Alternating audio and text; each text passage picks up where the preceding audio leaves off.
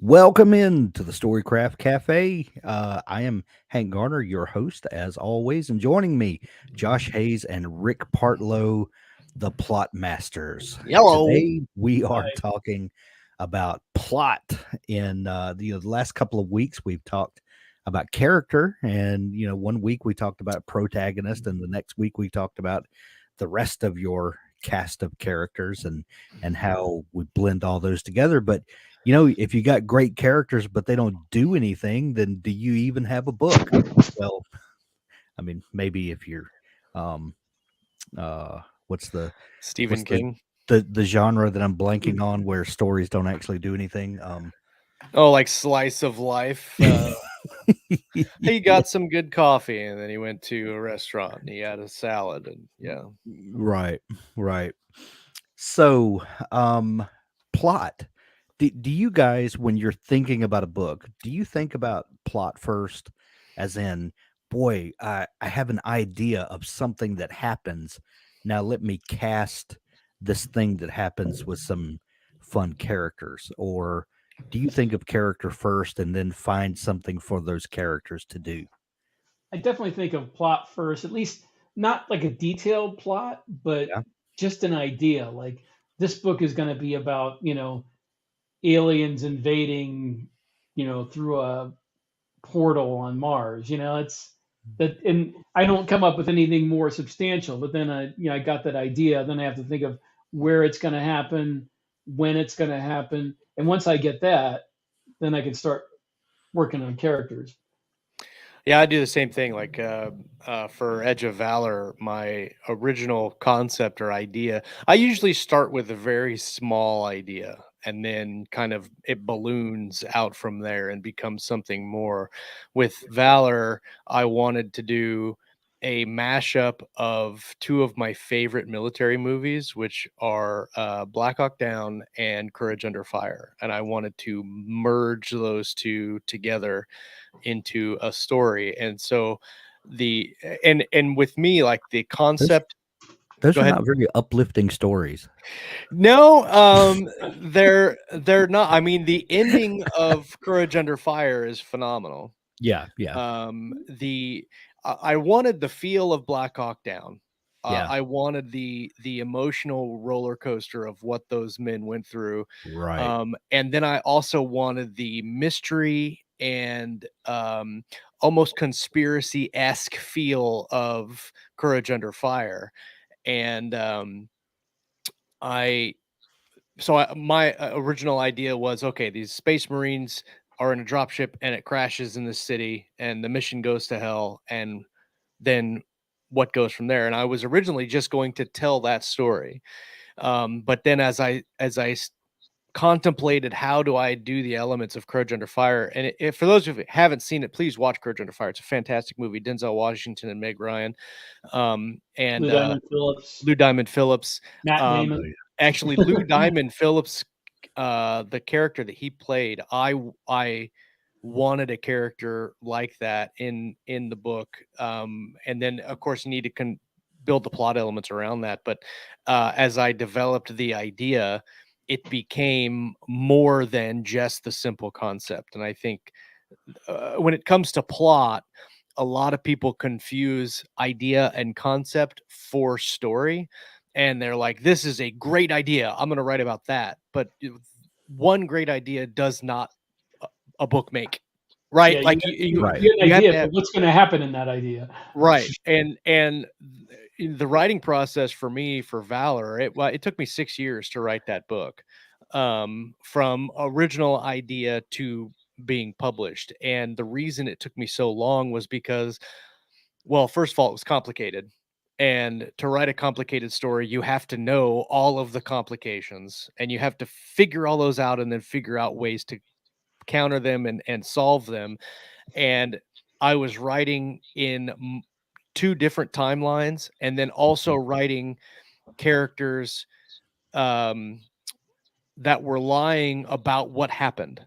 And so not only did I have to know exactly what happened, but I had to know what the lie was and then try to figure out when I got the book done, what I wanted to have happen was people read the book twice and see where the characters are lying, and then understand why they're lying about that certain thing. And then when they reread the book, they can go, oh, he's talking about this part of the actual story, and he's lying about it, and you can see that in the book.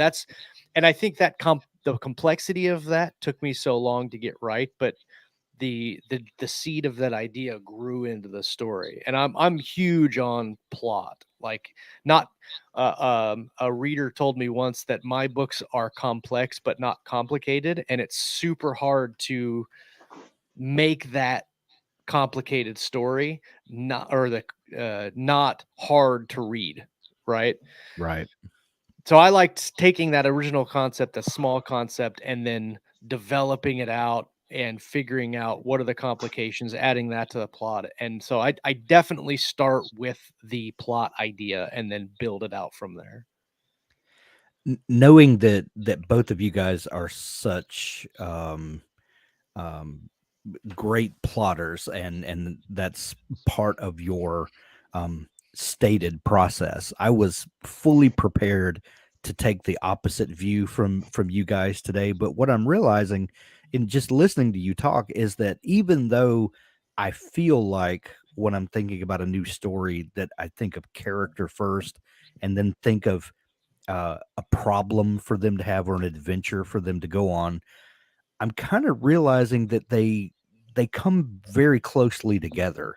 Like I might be thinking of some adventure, and then that normally comes with a character that has some sort of trait that would be fun to see how this trait plays out in the midst of this adventure. And I'm realizing that they kind of come together. The person and the problem are very closely intertwined for me. Does that 100%. does that resonate with you guys at all? One of the issues that I had in Valor, specifically Edge of Valor, was that in Courage Under Fire, they had a character who had survived everything, but he was in a hospital and he was traumatized and he was injured and he couldn't talk. Even though he wanted to talk, he couldn't talk. And then even when he did, he was so distraught about what actually happened, that he broke down, and he was saying things that were true, but they didn't resonate. They didn't make any sense to Denzel's character as he was talking. And as I got into the story, I realized that I needed a character like that. And I needed a character to want to tell the truth and to try to tell the truth, but in a fragmented way that built the mystery and made it that much more what happened, right? Because at the beginning of the book, we already know the mission went to shit, right? So like Right. building that up and making that, like, how did it go so badly? This character was a female. They got captured by this militia, which was an idea that I didn't have when I started writing the book. And I put her through some pretty significant assaults during the captivity, and that those assaults and just the mental strain that she had and the physical abuse that she took really messed her up. And I wanted to reveal the lying aspect of the book like halfway, right? Because I wanted the Jackson Fisher, the main character, interviews all these survivors, and the first couple of interviews are these characters that are lying. But you, as the audience, you don't know that they're lying. Like, okay, this is what happened, and then you get to the 50% mark where he finally is able to talk to this girl, and she breaks down and she starts saying these fragments like a traumatized person would say, like, we shouldn't have done that, we should have done this, like that kind of thing. And that plants the seed in the reader's mind that, oh, something really significant happened here and nobody wants to talk about it. And so then you just take that and stack that up. But that didn't happen in the original story draft. I came up with the character, and then because I had that character, what could I do? What could I do to significantly traumatize this character into the state that I needed her to be in? And that in itself became part of a plot element that kind of resonated through the rest of the story. What's fun about that is that you are employing the unreliable narrator, 100%. um, and that becomes a plot device. Yes. Because this narrator is unreliable, and you as the writer know that they're lying, Right. that's going to directly affect the way the second half of that story plays out. Right. And I think that was the hardest thing for me Yeah, was the unreliable narrator is actually very easy to write, but making it line up with the truth in such a way that when you go back and look at it, you can go, right. aha. And then the ending where we actually find out everything that happened through a reliable narrator, you can go back and see the unreliable characters. And I wanted to have an empathetic response from the reader to go, I understand why they were lying, even though maybe I don't agree with it. Well, I've often heard people use the phrase "character is plot," and this is Yeah. a fantastic um, illustration of that, where a character and a character's behavior becomes the plot, or has a direct effect on it. Rick, do you think in terms of that, where the character directly affects the plot? Well, of course they do, and it just depends on it depends on what the situation is. I Yeah, mean, I kind of have a balance that it's different for each book. That sometimes I have a plot where the idea is strong enough that this is just how things have to go, and other times the plot's a little bit more flexible. And if the character is powerful enough, I can change the plot significantly for them. Um, like in Drop Trooper, um, I came up with the idea of writing a story about the guys in powered armor, the Marines, in this right. war that I'd already created. But the reason I hadn't done it earlier was because I couldn't think of any interesting story to tell in that setting until I thought of, there's a character who's in powered armor. What makes him significant? What makes him, his story different enough that I'm going to write a whole book about it or a whole series about it? Well, let's just say he's agoraphobic. He's afraid to get out of the armor. And then you got to come up with some reason why. So you got to come up with a trauma in his past and the fact that he's lived in like the underground tunnels of this city for his whole life until he was a teenager and hasn't seen the sun since he was like 7 years old. And then that character influences the rest of the plot because you have to come up with a reason. Well, if that's his weakness, then you've got to put him in a position where he's out of the armor and Right. he's forced to be outside and deal with the fear. So that definitely his character definitely influenced the plot of the first book.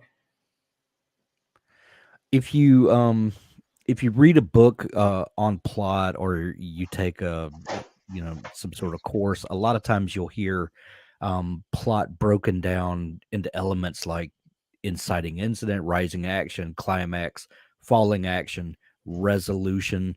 um since our main focus right now is rewriting or editing, first off, this is going to be a two-part question. Do you guys, when you start plotting, do you think in terms of these kind of set in stone plot devices, Yeah. or the way you look at it? And yes or no, when you then have that first draft completed and you're kind of doing a read over and seeing if your draft has accomplished what you wanted it to, do you look for those elements in a story, these kind of high points, or these tent poles, if you will? Well, I don't do that when I do the plot, but a lot of that reason is because um, it's not something I have to think about consciously because I spent so much of my formative years reading these kind of books, and I kind of have a feel for the story. So when I write an outline, I can tell I'm like, there's something wrong about this part of the outline. I need to change this. And I couldn't tell you, well, is it because this should be the climax or this should be the I just know, because I've seen enough of them. But once I've got the outline completed, I can look through and with a list of those things, and I can say, oh yeah, this is the inciting incident, this is that, if I have the list there. But I don't look at that when I'm writing the outline. I just kind of know. But that's obviously something you have to gain through experience. And if somebody's doing this for the first time, it might help to have that list handy. And when you're writing your outline, have that sitting there. And then if you see something that doesn't fit in the 3-act or 5-act structure, whichever you prefer, I kind of like a 5-act, then you can change that before you get into the actual writing of your first draft, so you don't waste time having to rewrite all that again, because it's very frustrating. I know I haven't done it for a while, but it was back in the early days of my career. It was really frustrating to take a couple of thousand words that you worked hours on and then just toss them all because they don't fit in the plot. That's the worst. I don't think of my books in terms of like 3-act, 4-act, 5-act structure. I do when I plot, and this goes back to the idea concept of the idea for your story. When I plot, I typically know how long I want my chapters to be, and so when I get to the expanded plot outline, and this is like step 3 in the story generation process, right? You have idea, you have concept, and then you balloon that out, and then you work out what you need to get there. A lot of the times, the idea that I had for the story is sometimes the inciting incident. And so in that aspect, I think of that, and then from there, I work backwards about 10 or 15% to know where I want the story to start, because I know where the inciting incident is. And a lot of people, like, they have trouble with the we call it the murky middle, right? Where you're working up to this great idea, and then you hit that great idea, and now you've got to finish it off, but you've got 40% of the book to get through before you can get there. If you're looking for a novel length work, I typically aim for 100,000 words for the plot generation. Like, so I can look at it and go, this is where I need chapters at, this is what they're doing, this is how many words a chapter is going to go. I got to get to 100,000 words for the novel. Now typically I go long. like I'm known for going long, and I apologize to everybody that I write short stories for. I'm in the middle of writing a short story now that should be 10,000. I'm at like 6,800, and I still have like 5 scenes to write, and I'm like, I'm going over. Like I'm going over. I'm sorry. But then you look at that goes back to the idea concept. The idea concept was great, but it doesn't make the whole story. So then you've got to stack other things on top of it to either make that inciting incident worse, or create additional problems that they have to get through in order to get to the ending. And so I look at it as steps like that, where I say, this is the idea, this is the concept I had, now what? And then I build all that stuff in the middle. So it's always like the rising tension that you mentioned, it's always doing this. And so, like, I don't have a point in my stories, and I write super tight, but I don't have a point in my story where there's a lull. Now you do have like the rising and falling, where you have scene sequence where you have maybe a fight scene, and then you have a bridge, and then you have another action scene, and you have a bridge where maybe the characters are reconciling something that they've done, or you have a character building scene where you learn something about their backstory, or you see, like, one of the characters I haven't weaponized loves cooking, and you would never know that from any of the other scenes that he has. He's very gruff, very like, I'm gonna kick this dude's ass and get a gun and go shoot up everything. But you put him in a kitchen and he's like a gourmet chef. And so, like, that I call those scenes bridge scenes, because they don't necessarily reflect the plot as a whole, but they do give you a little bit of character, and you can kind of sprinkle in plot in there. But I always stack those scenes, getting to the end.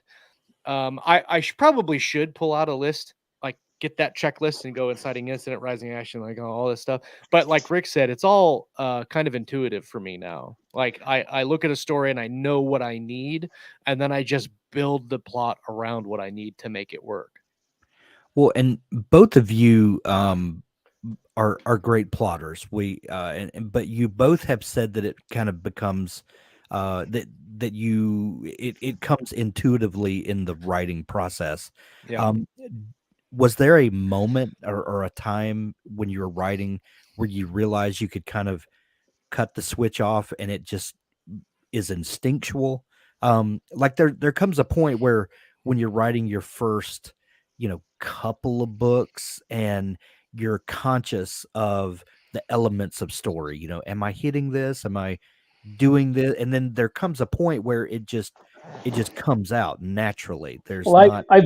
I pants the first 6 books I wrote. So Yeah. by the end of that, when I started plotting, I had enough of a feel for, after having to go take a year to write a book, and make sure all these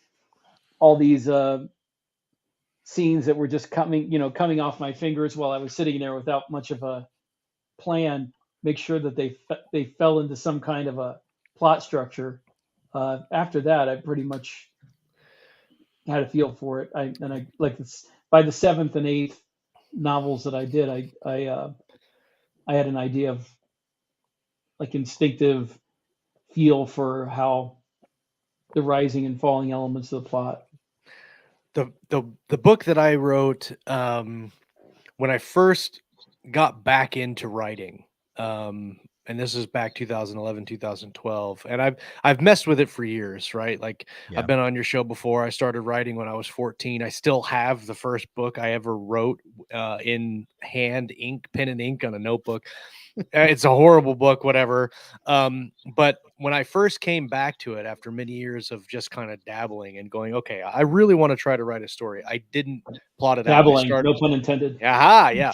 Ba-doom-tsh. I started with the idea, and my idea was, what happens if the concept was Earth had been in the far past, had been like a prison planet, and that's how humanity got there. That's how we got our start, is we were just a prison planet. We got dropped off there, and all the like the dinosaurs were like brought from another world and put on the earth, and so they existed in other places, right? So the ship crash lands on an alien planet, and there's dinosaurs on this alien planet. Why? And that was the whole thing. And I wrote like 50,000 words, and I loved it, but I had absolutely no idea where I was going. Like, I got to 50,000 words and I realized I'm going to need another 200,000 words to tell this story. And they're not doing anything. Like, they're just kind of doing, slice of life, like we talked about earlier. And I realized at that point that I really needed to sit down and work on plot. And I've done, like, all the writing books on plot. Like, I've done the master classes, on masterclass.com. Like, I've listened to those guys, hundreds of hours of YouTube interviews. I just watch them all the time. And I think that's one of the major things that I tell new writers when they come to me and say, I self-publishing a thing, I want to write a book and I want to self-publish it. What do I need to do? And my response to them is, live and breathe it for 10 years and then write a book. Because I've been doing this my whole life. Yeah. And so, like, it's innate to my being to create a story. And I know intuitively, all through all of the learning that I have done, these specific things. So it takes a minute to, like, think of the fundamentals. Like, okay, this is what you need for a fundamental story. How do you develop that in a plot? And it's not easy. Your story about that book you're writing reminds me of one I was writing when I was in high school, where it was like a post-nuclear survival type of book. And I had like 6 or 7 main characters and all these different situations. And I had them all traveling across the country to this one place, and I had handwritten something like 370 pages, college rules, and they were still not even together yet. And I Right. hadn't introduced the main threat that they'd be fighting. I'm like, that's why I gave up on. It. I'm like, I'm never gonna finish this. This is Yeah. I mean, a lot of people, like, it used to be that you write short stories to get in the industry and you get those published in like magazines or whatever, and then you progress into novels. I kind of did it backwards, and I wrote novels, and then I struggled with short stories. I actually really like short stories now, because short stories, you can take that idea and the concept, and that's just it. But are your short stories really short, Josh? Well, I mean, they're They're shorter than my medium novels. stories. They're shorter than my novels. But it's with a short story, you can focus on that idea, and that singular concept. And on a short story, it works. So the thing I also like about short stories is you can be ambiguous about the ending. You don't have to have a solid, full circle ending in a short story. You can leave it open to interpretation a lot of times. I love ambiguous endings on short stories. I'll just say it. Not novels, Right. but short stories. Yeah. I don't want to have I don't want to have an investment of, 15 hours of reading and it not resolve in some way. Yeah. But I'll totally give you that in a short story.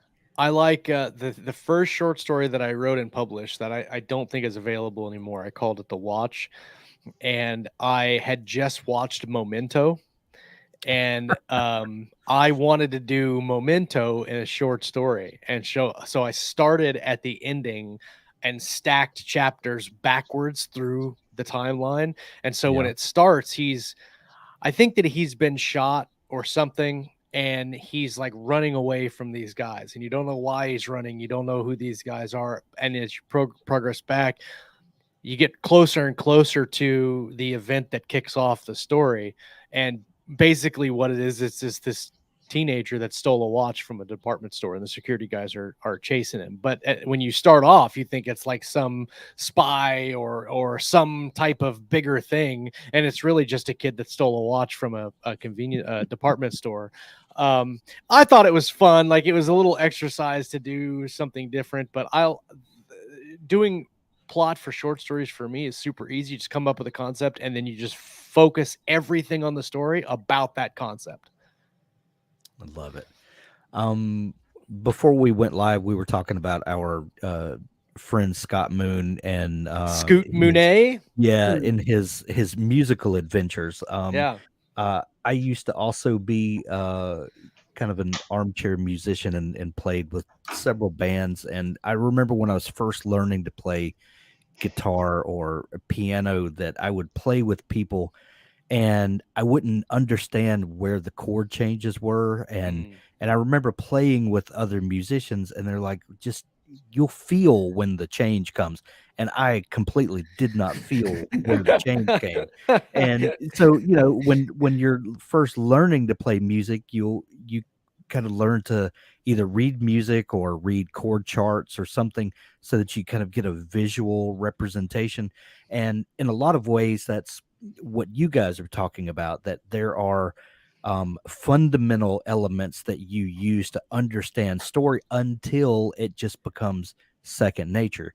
Right. Well, then after playing with people long enough, I started to feel where the chord changes came in and I could understand. And it's just that there's no way to describe it other than you just know where the music's going to change, even though you're not familiar with the music.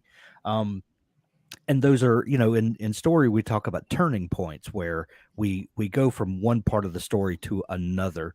Do you guys, when you're plotting out a novel, do you think about these turning points where you're going to transition the reader from this part of the story to this part, or does it just does that come naturally? Do you have to think about where you're going to transition the reader to different parts of the story?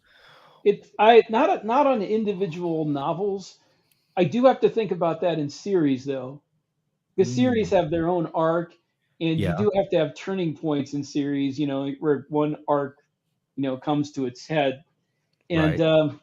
I do think about that a lot for a series because that doesn't come quite as naturally to me as just an individual novel, but I don't really think about it too much for individual books.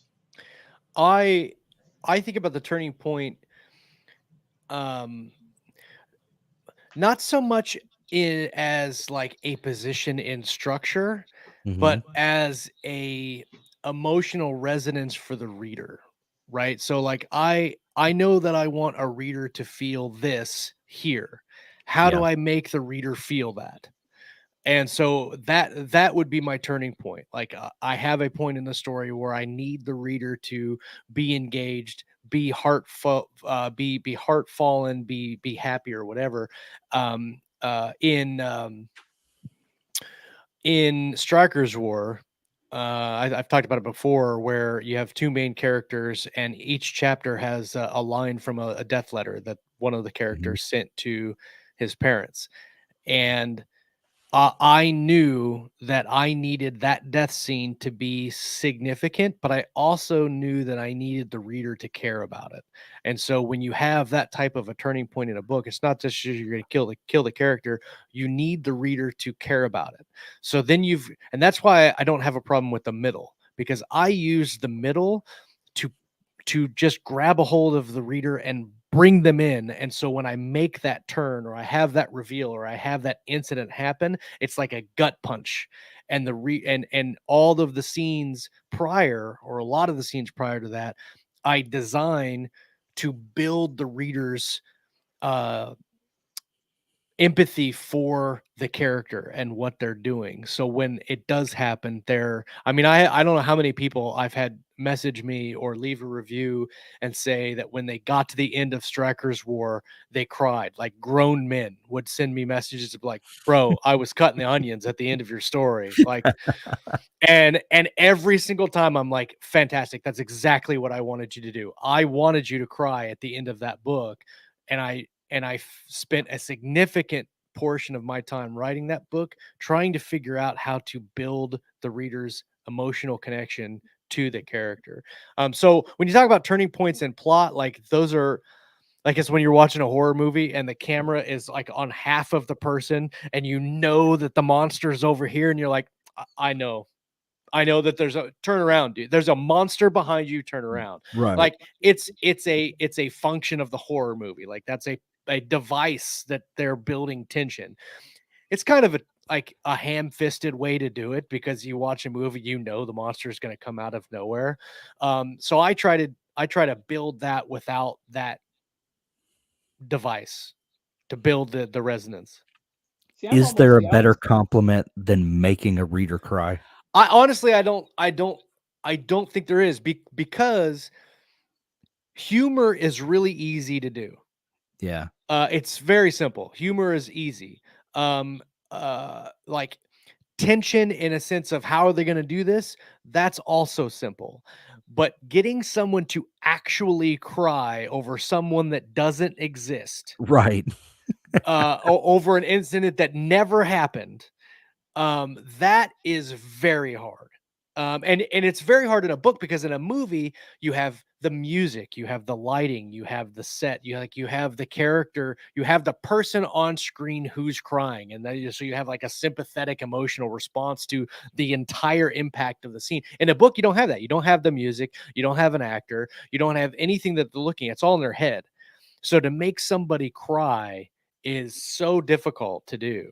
Like, I got an email from a reader one time when I published my book Writer's Block, that this person said, "You made me snot cry," and that is my favorite piece of feedback I've ever gotten from anybody, that I made someone snot cry. I'm gonna frame that and put it on the wall. 100%. But yeah, Yeah. but I kind of And take you it anyway, can't back do it as a with every question. book, right? Like no, no, you can't. But if you make everybody cry at every one of your books, like it's kind of yeah, like Nick Sparks does that with his books, but that's the genre that you're getting into. You kind of want that deep emotional feeling when you read those books. And then more often than not, it's like a kind of like a cathartic, happy, like, yeah. oh, I'm so glad everything worked out.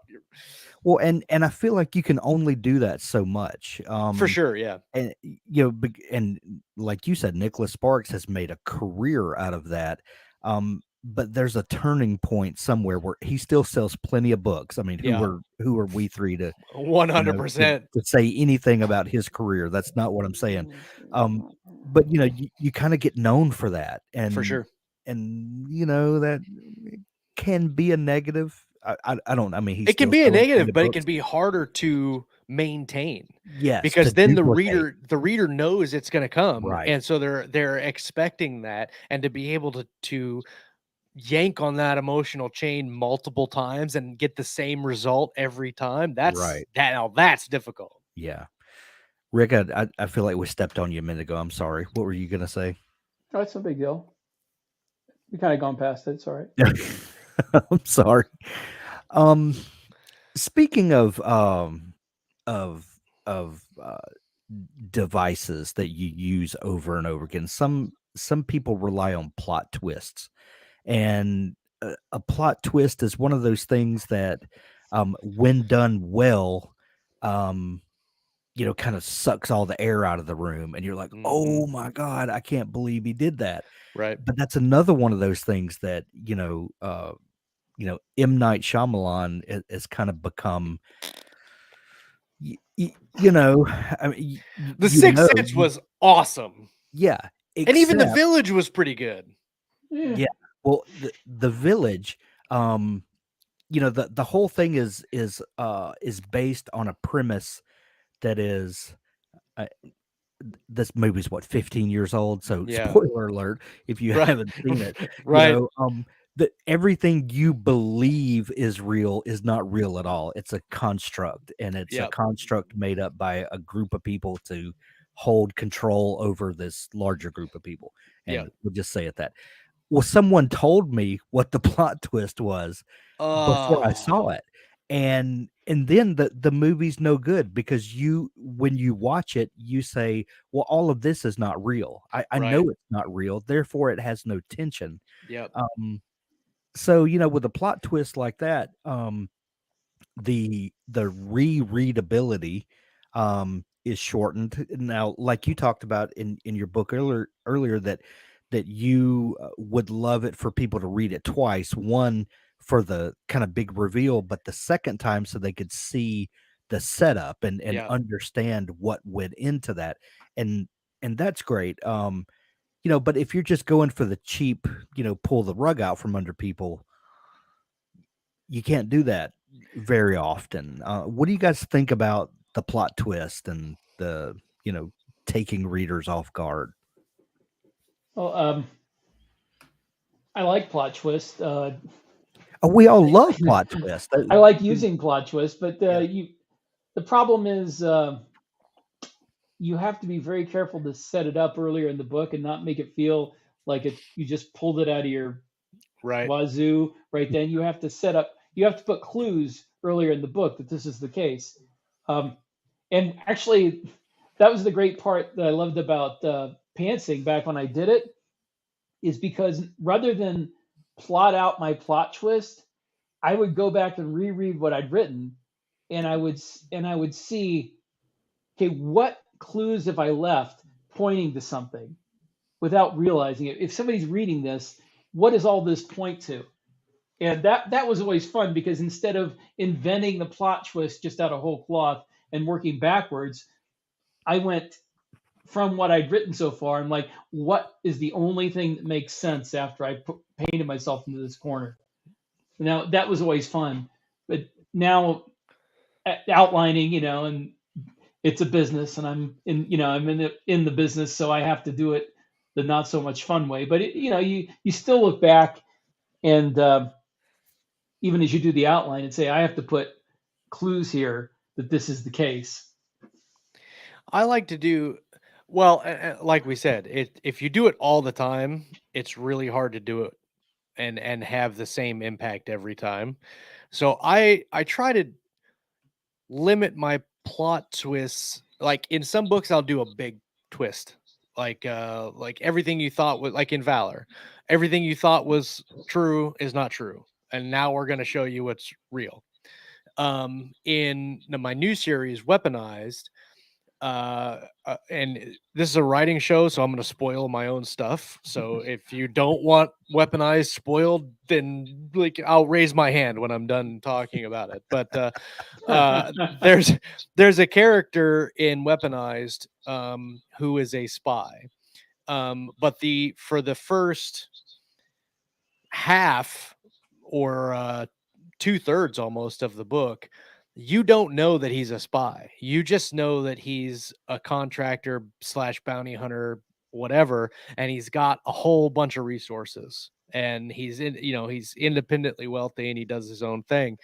But then there's a certain part in the book where he gets arrested and taken to like a naval intelligence office, and he's in an interrogation room, and he's not saying anything. He's just sitting there chilling. And halfway through that scene, one of the cops, or whatever you want to call him, comes into the office. He's got like this stone face on, and he looks at the other detective and he's like, "Interview's done." And the detective, they have a back and forth, and they're like, "What are you talking about?" And they're like, "Interview's done. He's free to go." And there's more to it than that. I'm just being very basic in general, but he gets up, he has like kind of an internal satisfaction of, yeah, I figured that was going to happen. And everybody in the office is just kind of like dumbfounded. And this guy who they caught red-handed doing all this stuff is now walking out a free man, and they can't even interview him. They can't do nothing to him. And then he calls his handler, and then we find out he's a spy working for the government, but he's like kind of a lone operative, and he's kind of off the books, like black ops type stuff. That's when we learn all of that. And then if you think about like different elements and plot points that I have sprinkled through the previous chapters, he's talking about going through databases. He's talking about like interacting with law enforcement and this and that. And you can kind of parse together, okay, that was inevitable. I didn't see it coming, but it was inevitable that this would happen. It's not like a Deus Ex Machina where somebody just makes a phone call and it happens. And that was a twist in Weaponized. But it wasn't like a major plot twist. It was just okay, nice, very cool. Now what? Right. And it increases the stakes that much more as the book goes on. So I like to do plot twists, like you said with M. Night. You can't watch an M. Night movie and go, I wonder what's going to happen here, because the half of the movie, you're like, this is okay. It's not going to matter. The whole first half of any M. Night movie doesn't matter. You can just skip to the middle and see the twist, because everything it's all misdirection. It's all misdirection. Not Signs. You're right. Signs. Yeah. You could watch Signs, and there's not a critical point that happens where the rest of the movie doesn't matter. But a lot of his movies you watch, and the first half or 60 or 70% is basically all set up for this should be earth-shattering plot twist. But he's done it so many times. It's not. That's why Sixth Sense was so good, because he'd never done a movie like that before. And when you watch it, there's no indication as a first-time viewer that the twist is there. And then when it happens, it's such a big, like, holy crap. And then you watch, that's part of the reason why I want people to read Valor the second time, because the second time you watch The Sixth Sense, you see all these things and you're like, oh my God, I can't believe I didn't see this in the first place, because it's so well crafted. Like Fight Club. Like Fight Club. 100%. I love Fight Club. And I've read the book and the movie. I think the movie's actually Josh, better than the don't book. talk about it. No, we don't talk about it. If there's one rule, we don't. I actually found I had it on DVD, and I went through and paused every time there was a flash of Tyler Durden, like they do the little subliminal where he's standing there. I paused it and took pictures of every single one of his little things. So he's behind the doctor and he's like got this cheesy grin on his face in the beginning of the movie. Oh, they were great. Excellent. This brings up a good point. Any story with a well-crafted plot, there is going to be a plot resolution that anytime that you reread this story, you know what's going to happen. You know how the story's going to resolve. You can never get that first reading experience back again because Yeah. you know how it's going to.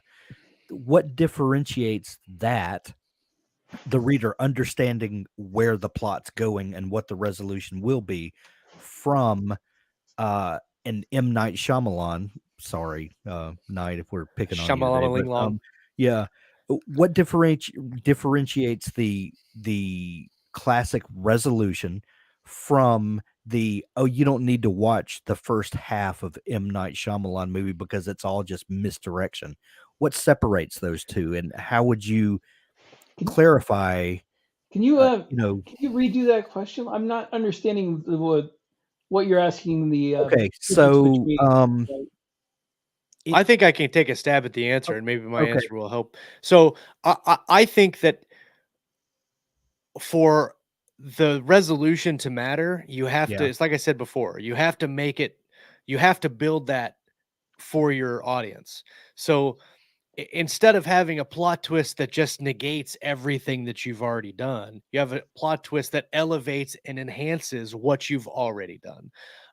And so in this case, you know what the plot twist is going to be as an author. And so you write the story in a way that builds the pull. So when that plot twist happens, it's impactful. Um, but like in the case of M. Night, where it's all just kind of misdirection, by the time you get to that point, you care about the characters, but then the plot happens, and you're like, or the twist happens, you're like, okay, well, none of this other stuff matters. The with me, when I plot, I want all of the stuff to matter and build to the twist or to the resolution. And that way, when the resolution happens, it matters. If that makes sense. I don't know if that answered your question, but that was the Is first that thing what that you're asking? What the difference is between a good use of plot twist and a bad one? Because I wasn't quite sure what the alternatives were you were yeah, offering. yeah, kind of. Well, or just the fact of the story unraveling in a linear way so that you understand. For instance, in the Marvel movies, whatever the movie was with Thanos, you see Infinity Thanos, War. you know, doing this thing, wiping out half of humanity, and you know, if you've watched it before, or if you understand how Marvel movies work, Right. Thanos is going to be defeated at the end. But you will rewatch that movie if you're a fan of the genre, just to experience it again, even though you know how it's going to, play out, as opposed to an M. Night Shyamalan movie where you know how it's going to end, but you feel cheated, almost like you can't watch it again because, oh, he's just going to play a trick on me, even though we know how it's going to end. In the same way that we know how a Marvel movie is going to end. Well, I think in the case of Infinity War, when you talk about the like Infinity War and Endgame, and this goes back to the middle of the movie, watching Infinity War for the second or the 18th time, like I've watched, like Yeah, at the end, you know what's going to happen, but the scenes in between are so well crafted and cool to watch that it's the experience of watching those things and how interesting and fun that they are in and of themselves. So you're not watching like an M. Night movie, you're watching for the twist. But yeah, in a Marvel movie, you're watching for the overall experience, and you're seeing these cool fight scenes, and Captain America and Black Widow coming out of the shadows and helping Vision and the Scarlet Witch. Like that's a cool scene to watch. And when you right. get to that scene, you're like, oh yeah, I love this scene. And then you go to the next scene, you're like, oh yeah, I love this scene. And so they all stack. They're all important. They all have their own individual pull for an audience to watch. And then when you get to the end, you still have the great interaction with Thanos and that whole thing. But the movie as a whole is fun to watch, not just for the twist. So, are That's you saying if your characters are strong enough, your plot doesn't matter? no, because they have to work together, right? If Right. you have like a great example of that is the Dark Tower series by Yeah. Stephen King. I will read the first 4 every year. Gunslinger, the drawing of the 3, The Wastelands, and Wizard and Glass. I will read 4 of those in a row every year. I've done it for like 6 years, and I stop at Wizard and Glass. I don't As you read the should. rest. I've read it all the way through once. I've made the journey. I've got to the Dark Tower. I read the You don't need that authors. kind of negativity in your I life. don't need all that because really nothing substantial happens in the rest of the books. Nothing substantial, nothing that actually affects the story of Roland in the Dark Tower really happens in the final 3 books. Even the last book, if you finish Wizard and Glass and then you skip to the author's note in the Dark Tower where he said everything's hunky-dory, don't read past this, and then you read past this with Roland going into the tower, you could skip all of that, go to that part, and have a complete great experience with that book. But those books have great characters. I love Roland. I love Detta Odetta and Eddie and Oi.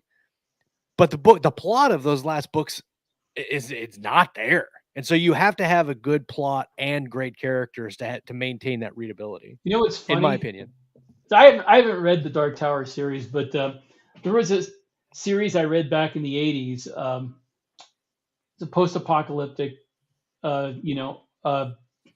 post-nuclear war series about this guy who travels around in a armored up ambulance, and the name of the book's called Traveler.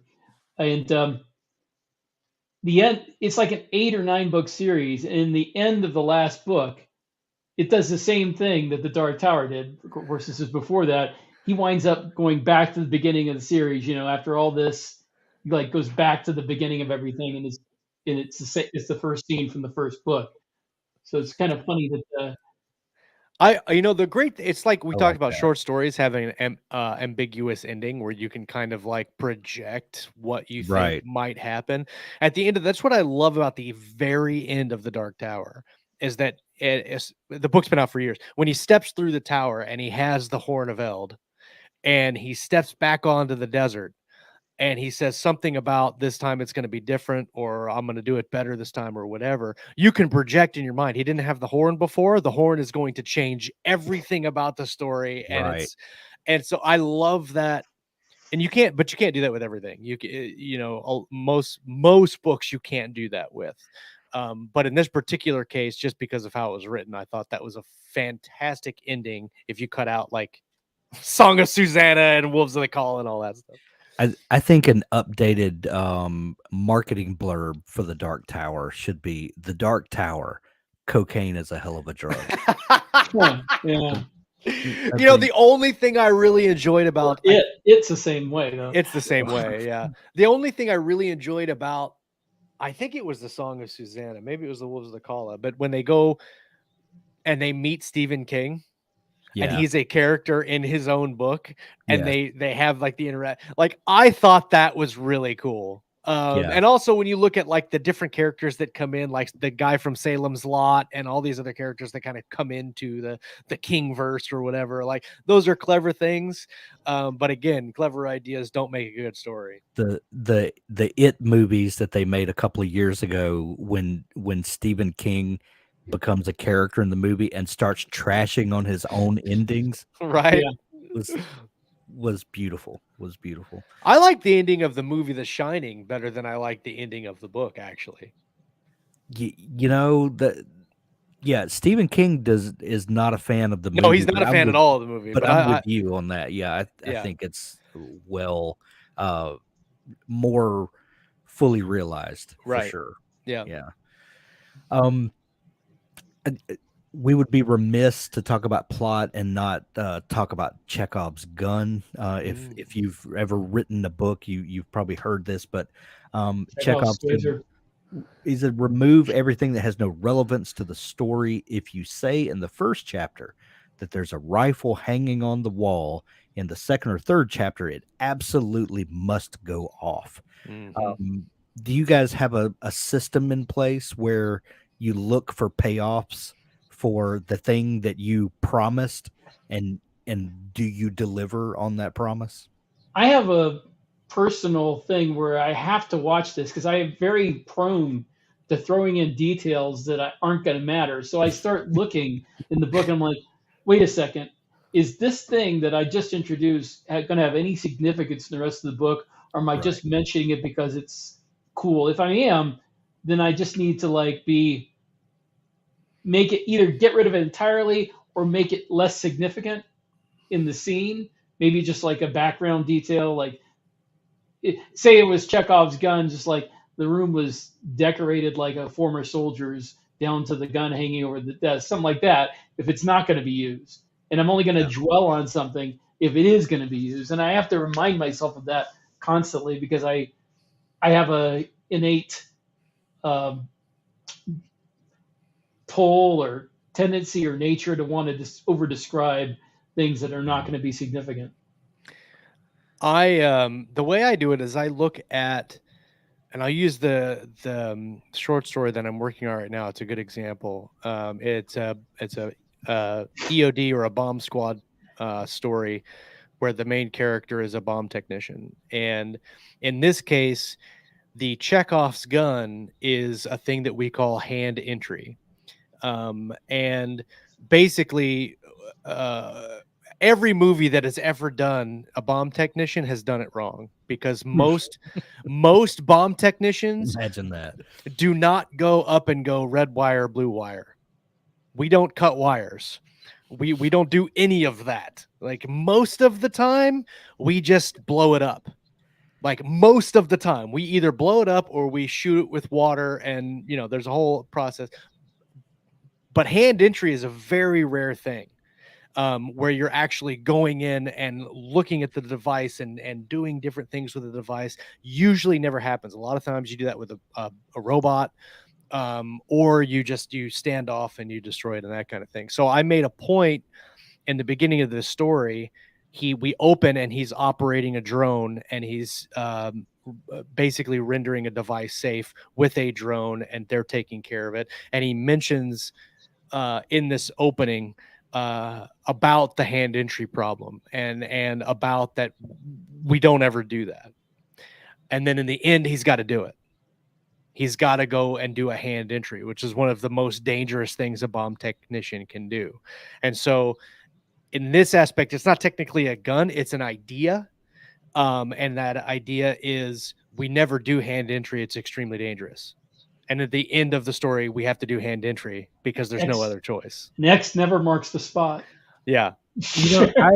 I've had this false sense of security for years that if I'm ever faced with a bomb, that I can call Josh and he can give me some rhyme that, some little sing song. Oh, the instructions is it's very simple. It's very never simple. Cut the red wire. Okay? Just run the other direction. Just run. If you see a bomb technician running, you try to keep up. Like, let's go. Come on. Follow wearing that big heavy outfits. You should be able to outrun them. I've done a parade in that thing, and let me just tell you, it's not fun. It's not fun at all. I was the best robot driver on the team. Hated wearing the suit. The suit. Especially in the summertime, because the suit's like 100 pounds. The helmet itself is like 30 pounds. And it takes two people to put the suit on. You can't put it on by yourself. And then, there's no movement. You can't turn your head like this because of the way the helmet and the suit is set up. So you have to do this as you're looking around. And man, a dark helmet. We even had like ice vests that we kept in ice chests so that we could put those on and then put the suit on in the summertime, because there's fans in the suit, but it's not air conditioning, let me tell you. And if you fart in one of those things, I'm telling you right now, you are in for a bad time, especially if you had like beans or eggs for breakfast. Ooh, man. Well, on that, let's end on speaking of Chekhov's gun, because that is a thing that that is used over and over. Can you use the concept of like you were talking about having a gun on the wall that we're looking at? Can we use that as misdirection? Because people are expecting that if you highlight this thing, and like you were talking about, Rick, that you want to really describe the room, and you're kind of conscious of, if I put too much emphasis on this, people are going to expect that, because people kind of expect the Chekhov's gun rule. Can we use that as misdirection? Sometimes. I sorry, mean, you Rick, go can't ahead. do it too often.